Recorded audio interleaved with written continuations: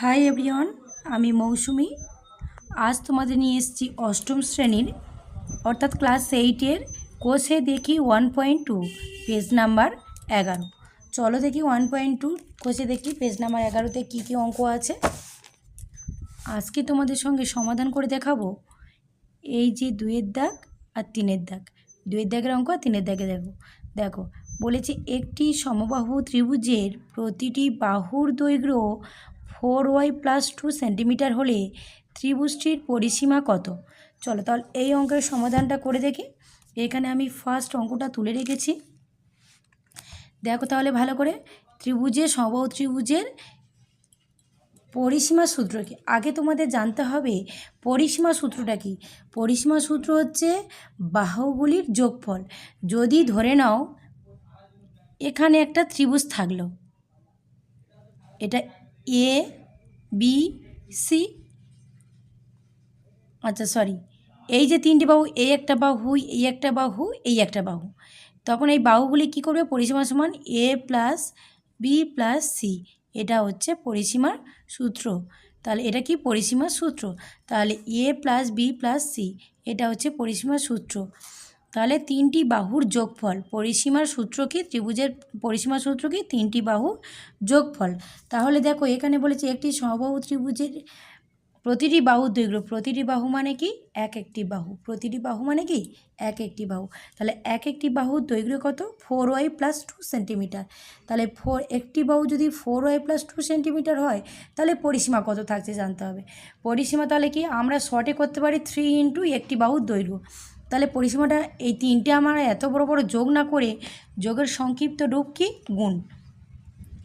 গুণটা যদি করি তাহলে যদি একই সংখ্যা দিয়ে বারবার থাকে তাহলে সেটা আবার ছোট করে শর্ট করে নেওয়া যায়। দেখো তাহলে ছোট করে কিরম করে নেব? পরিসীমা সমান কি বলেছে? ত্রিভুজটির পরিসীমা লিখতে পারি। অতএব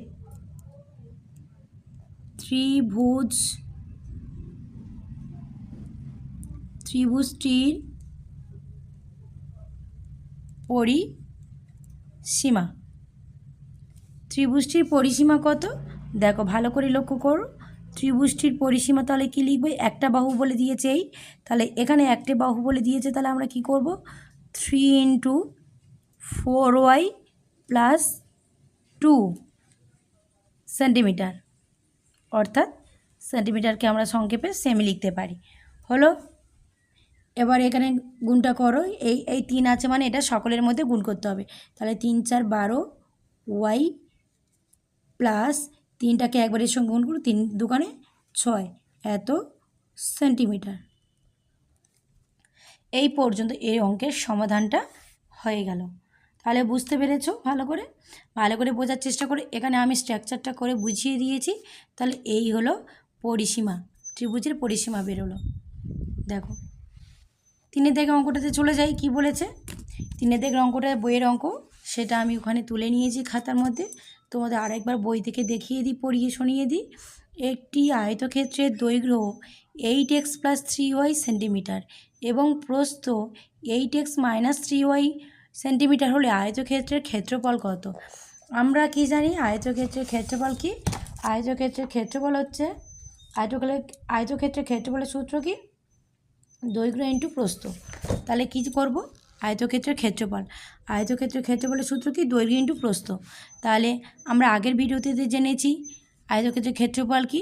তাহলে আমরা টোটালি অঙ্কে চলে যাব।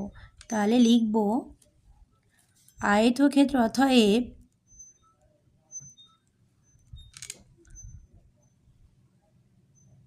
আয়তক্ষেত্রের ক্ষেত্রফল, আয়তক্ষেত্রের ক্ষেত্রফল কি? আয়তক্ষেত্রের ক্ষেত্রফল। তাহলে দৈর্ঘ্য দেওয়া আছে, প্রস্থ দেওয়া আছে, তাহলে সূত্র কি? দৈর্ঘ্য × প্রস্থ। তাহলে 8x + 3y × 8x - 3y বর্গ সেন্টিমিটার। তাহলে কী লিখলাম, বর্গ সেন্টিমিটার। ক্ষেত্রফলের সূত্র হচ্ছে বর্গ সেন্টিমিটার হবে। তাহলে এবারে দেখো এটা কি হচ্ছে, এই 8x-টাকে একবার সকলের সাথে গুণ করব, আবার 3y-টাকে সকলের সাথে গুণ করব। তাহলে প্রথমে 8x-টাকে গুণ করি। 8x গুণ করলে কি হয়, 8x গুণ করলে 8 8 64, x² মাইনাস 3 8 24, xy আবার কি করব প্লাস, এবার 3y-টাকে সকলের সাথে গুণ করব। দেখো 3y তাহলে 3 8 24 xy আর প্লাস মাইনাসে মাইনাস 3 3 9 y², এটা বর্গ সেমি। তাহলে আমি বর্গ সেমি পরের লাইনে লিখলাম না, এটা একটা চিহ্ন দ্বারা প্রকাশ করলাম। এবারে দেখো এই মাইনাস xy প্লাস xy 24 এটা কেটে যাচ্ছে। এবারে আসছে 64 x² মাইনাস 9 y²। তাহলে এখানে এই বর্গ সেন্টিমিটারে উত্তরটা চলে আসছে। তাহলে এটা হলো আয়তক্ষেত্রের ক্ষেত্রফলের সূত্র। তাহলে ক্ষেত্রফলের সূত্র দ্বারা অঙ্কটা তৈরি করা হয়ে গেল। তাহলে এই অঙ্কটা আবার নেক্সট ভিডিওতে তোমাদের নিয়ে অন্য কিছু অঙ্ক নিয়ে তোমাদের সাজেস্ট করব।